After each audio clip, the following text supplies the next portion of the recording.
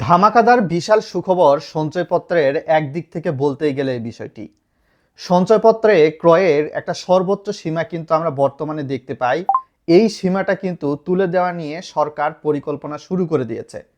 আপনারা জানেন বর্তমানে পরিবার সঞ্চয়পত্র, 3 মাস অন্তর মুনাফাভিত্তিক সঞ্চয়পত্র, বাংলাদেশ সঞ্চয়পত্র, পেনশনার সঞ্চয়পত্র সব মিলিয়ে সর্বোচ্চ 50 লক্ষ টাকার ক্রয় করা যায়।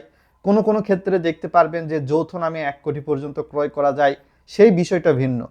তবে সঞ্চয়পত্রে ক্রয়ের যে সীমাটা রয়েছে, এটি যদি সরকার আবারও পুনর্নির্ধারিত করে তাহলে 2020 সাল বা এর পূর্বে আমরা যেমনটা যার যে পরিমাণ অ্যামাউন্ট আছে সঞ্চয়পত্র কিন্তু ক্রয় করতে পারবো। তবে এখানে টিন সার্টিফিকেটের বিপরীতে রিটার্ন স্লিপের বাধ্যবাধকতা কিন্তু উঠে যাওয়ার সম্ভাবনা নেই।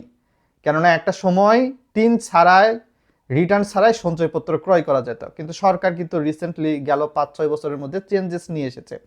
এর পাশাপাশি সঞ্চয়পত্রের যেই মুনাফার হার, এখন কিন্তু আমরা 7.5 লক্ষ, 7.5 লক্ষের বেশি একরকম স্ল্যাব দেখতে পাই। 6 মাস অন্তর অন্তর মুনাফার রেট পরিবর্তন হয়। ভিডিওটা লাইক শেয়ার করে আরো মানুষকে জানিয়ে দিবেন বিষয়টা। তো ঠিক তেমনিভাবে সঞ্চয়পত্র ক্রয়ের সীমা যদি 50 লক্ষ তুলে দেওয়া হয় একক নামে, এটা হয়তোবা, যদিও অর্থ সচিবের পক্ষ থেকে বলা হচ্ছে, দেশের বেশ কিছু নিউজ পেপারের সোর্স বিবেচনায় দেখলাম যে আসলে লিমিটটাই তুলে দিবে।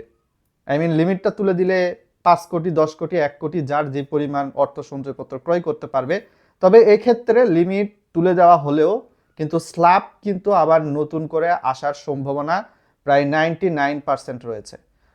এখন যেমন আপনারা 11.93%, আর 7.5 লক্ষের বেশি হলে হয়তো বা 11.80% সঞ্চয়পত্র ভেদে আরো হয়তো বা কম বেশি রয়েছে মুনাফার রেটটা। এইটা কিন্তু যখন লিমিটটা বেশি করে দেওয়া হবে, 50 লক্ষ লিমিটটাই তুলে দেওয়া হবে, সেটা 1 কোটি করুক, 5 কোটি করুক, 10 কোটি করুক, যেটাই করুক, তখন কিন্তু দেখা যাবে 9%, 7%, 6% এইরকম হয়তো বা করার একটা সম্ভাবনা যতটুকু বোঝা যাচ্ছে। তো অর্থ সচিব সূত্রে দেশের বেশ কিছু নিউজ পেপার, যুগান্তর বলুন, প্রথম আলো, তারপর হচ্ছে আমার দেশ, বাংলাদেশ প্রতিদিনে এই বিষয়টা কিন্তু দেখতে পারবেন। সরকার আর ক্ষমতায় আছে হয়তোবা 15 থেকে 16 দিন বলতে পারেন। তো এই সময়ের মধ্যে যদি এই চেঞ্জেসটা নিয়ে আসতে পারে তাহলে সত্যিকার অর্থেই সাধারণ মানুষের জন্য হয়তোবা ভালো হবে।